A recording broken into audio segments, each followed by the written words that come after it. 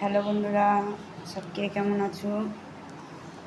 তো দেখো আজকে আমি আমার মেয়ের টিফিনের জন্য কি করে দিচ্ছি।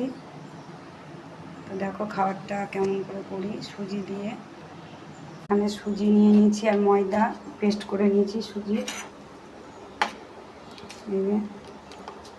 জিরে দিয়েছি, এর মধ্যে কালো জিরে লঙ্কা সব দিয়ে পেস্ট করেছি একটা। আর এখানটায় ডিম পেঁয়াজ ঘষে নিয়ে ডিম পেস্ট করে রেখেছি। আর এই যে এখানে আমার হয়ে গেছে একটা কমপ্লিট। তো কী করে করছি তোমাদের দেখাচ্ছি। প্রথমে ডিম দিয়ে দিলাম, দিয়ে পেস্টটা দিচ্ছি। এগরোলের মতনই খেতে হবে, কিন্তু এগরোল ঠিক না, মজাদার খাবার।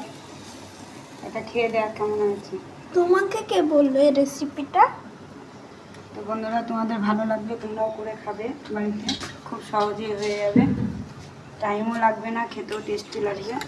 একবার ওপরে নিচে দিয়েছি, আবার ওপরে লেয়ারটা দিচ্ছি। দুবার করে দিতে হবে, দুই পাশেই থাকবে ডিমের লেয়ারটা। দেখো তোমরা বাড়িতে করবে, দেখবে খেতে খুব সুন্দর। বাচ্চারা ভালোবাসবে খেতে, বড়রাও খাবে, বাচ্চারাও খাবে।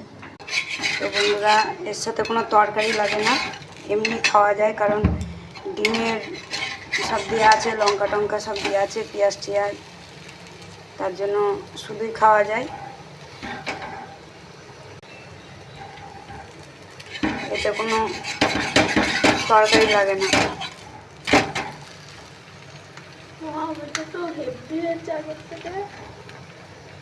দিতে হবে। এই যে কমপ্লিট হয়ে গেছে। তো বন্ধুরা দেখো, আমার সুজি দিয়ে এগরোলও বলতে পারো, গোলা রুটিও বলতে পারো, হয়ে গেছে। খেতে খুব স্বাদ হয়েছে।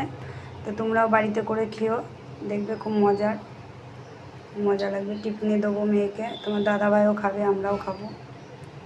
তো কেমন হয়েছে কমেন্ট করে জানিও। তোমরা বাড়িতে করে খাবে, দেখবে সুন্দর লাগবে খেতে। তো আমাদের তো খুব সুন্দর লেগেছে খেতে, তোমরাও করে খাও, ভালো লাগবে খেতে। রেসিপিটা খুব সহজেই হয়ে যাবে।